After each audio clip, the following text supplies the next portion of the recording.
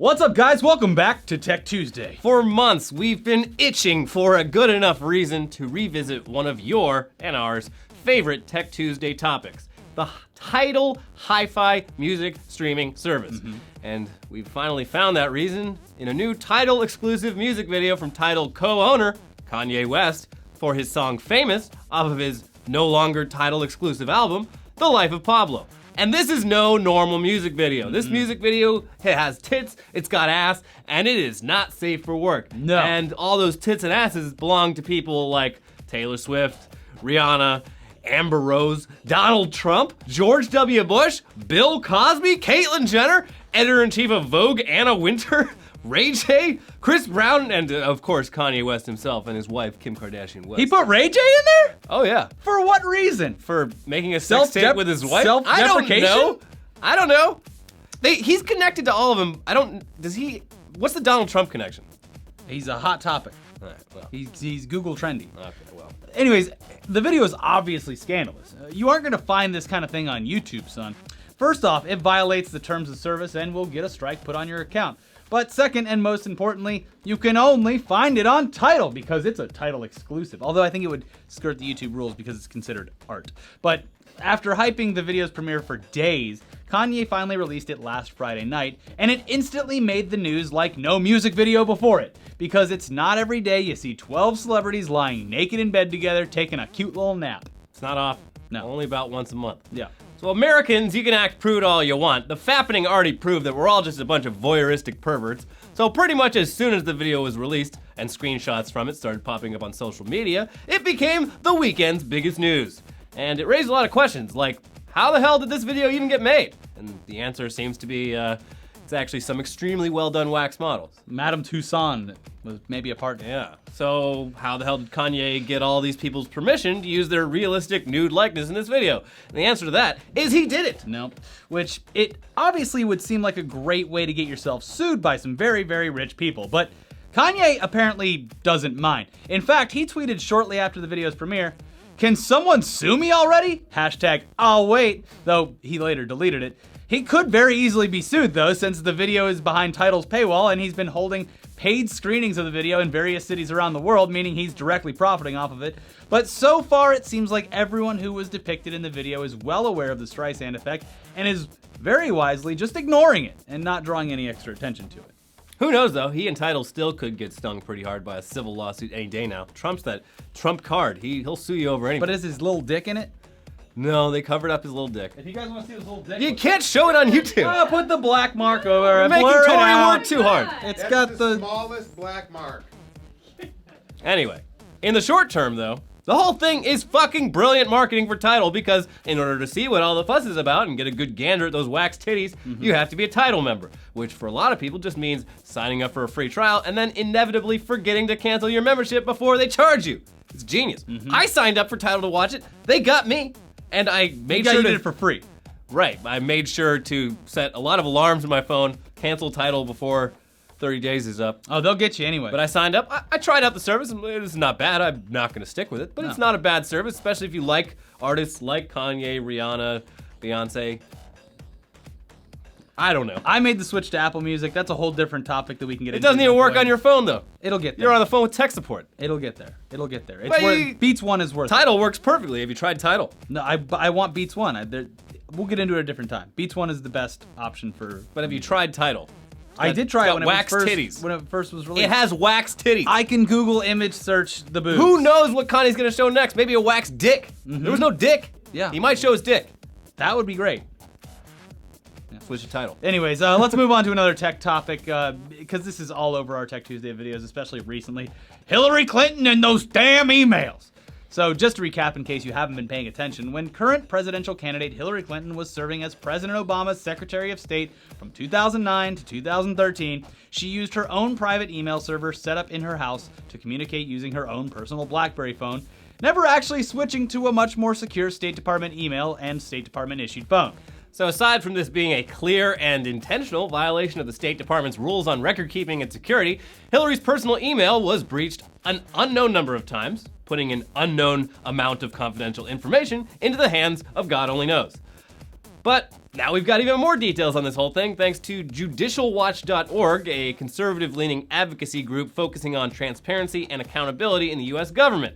They requested and obtained State Department records following last month's report from the State Department's Inspector General, which, if you'll recall, was very critical of Clinton's cybersecurity practices. Yeah, so these new documents again show that despite having the situation explained clearly multiple times and given plenty of opportunities to fix the situation, Secretary Clinton actively avoided complying and in fact had the entire State Department remove its spam filters so that her emails sent from clintonemail.com would stop getting erroneously filtered from being sent. Wow. So yeah, you heard that right. Hillary's emails from her personal account weren't always reaching their recipients thanks to the State Department's spam filters.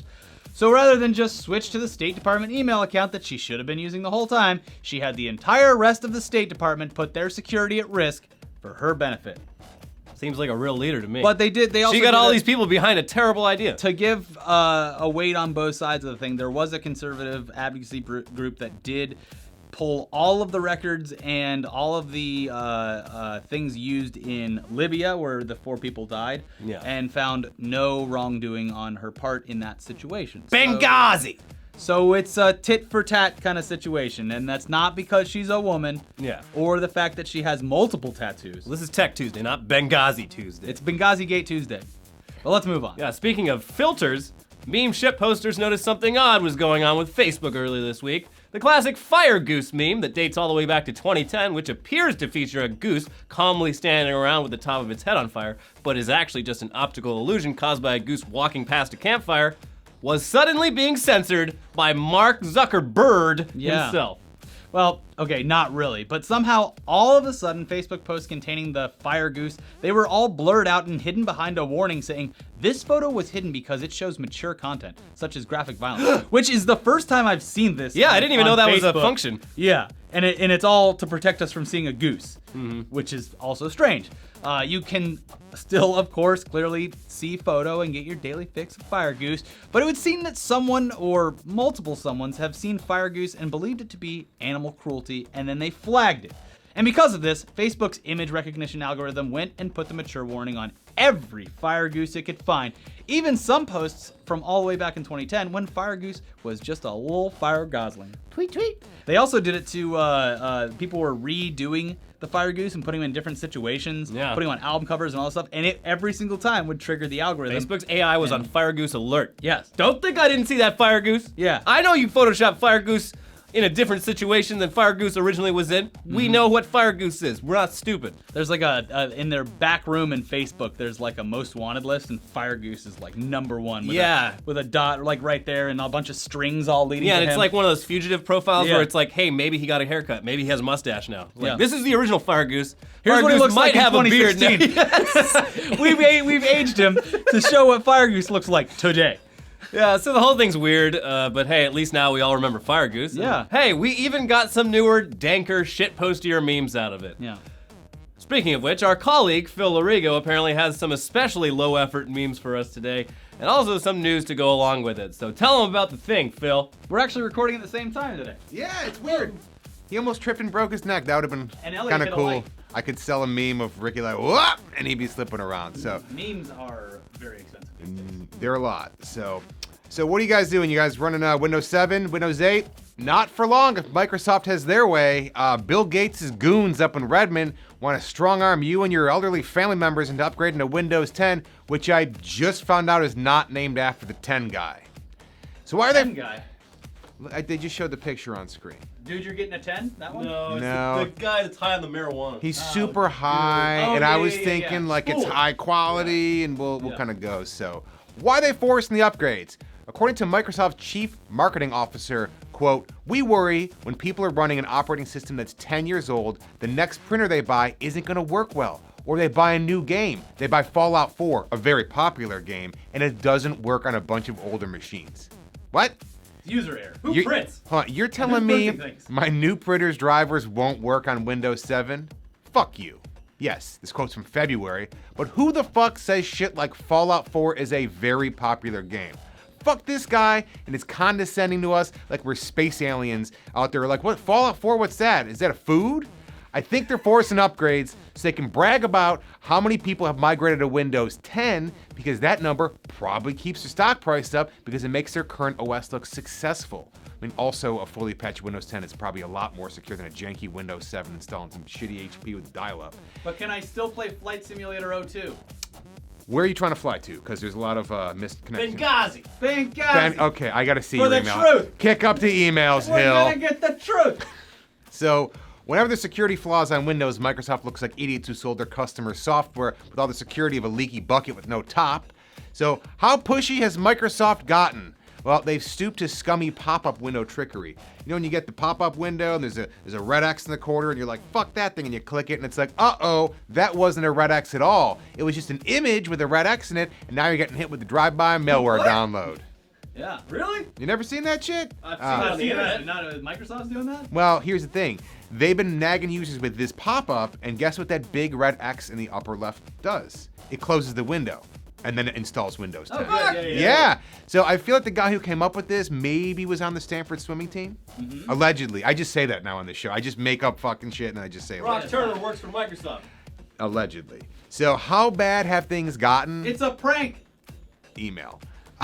How bad have things gotten? Microsoft just paid a woman $10,000 after she claims Windows 10 installed without her permission on her PC and it wouldn't function after the upgrade. Wait, can we do that now? We'll see. Microsoft dropped the appeal to, quote, avoid the expense of further litigation. So Tori Goldstein, the offended upgrader, is such a stone cold killer. She's quoted as saying, I never heard of Windows 10. It's just like, that's like dropping a mic. It's a very well-known game. It's like dropping a mic on a what are those? Yeah. While pointing out Microsoft's newest OS. And then Dat Boy rides a rare Pepe right up your confession bear. Show it up. And it's like, hey, 10 guys that got any older memes? Like Fire Goose. Fire Goose. And then they're all gonna come Dancing together. Baby. So upgrade or don't, I don't care, but just know that's happening. All of a sudden, Apple guy is gonna come and he's gonna be over on the Windows side from the old ads, just like the Sprint guy. Yeah. Oh, yeah, Just like the Sprint ad. Everyone's jumping ship. Yeah. There's Also, no consistency. So I don't know if this is true, but someone on Reddit. Said, Oh, it must be true then. Well, it was a guy on Reddit claiming to be. He runs like an anti-poaching service in the middle of Africa, and they use GPS trackers to track like where elephants are going. And Windows 10 forced an update on them, and they pay for the internet by the megabyte, so it just put their entire system offline for like a whole day. And they're like, we don't know, all the elephants could be fucking dead right now. Well, Yeah. that's what happens. Microsoft kills endangered species. Allegedly. Allegedly. Anyways, pronounced May. Yeah, everyone knows that. But let's close out this Tech Tuesday with some hot new tech videos. It's lit, fam. Starting with the latest from Boston Dynamics, the company who designs and builds the robots that will eventually enslave and murder us for fuel. Yes. For now, though, the robots are still figuring out basic tasks, and their new video features a robot called Spot Mini, who has the same vaguely dog or horse-shaped body as their usual robots, but now with a terrifying neck and head that's equal parts snake, ostrich, and nightmare fuel. Spot Mini can use this extra appendage to help do the dishes, help itself get up when it slips on a banana peel, or bite your dick off. Yay! Whatever it chooses.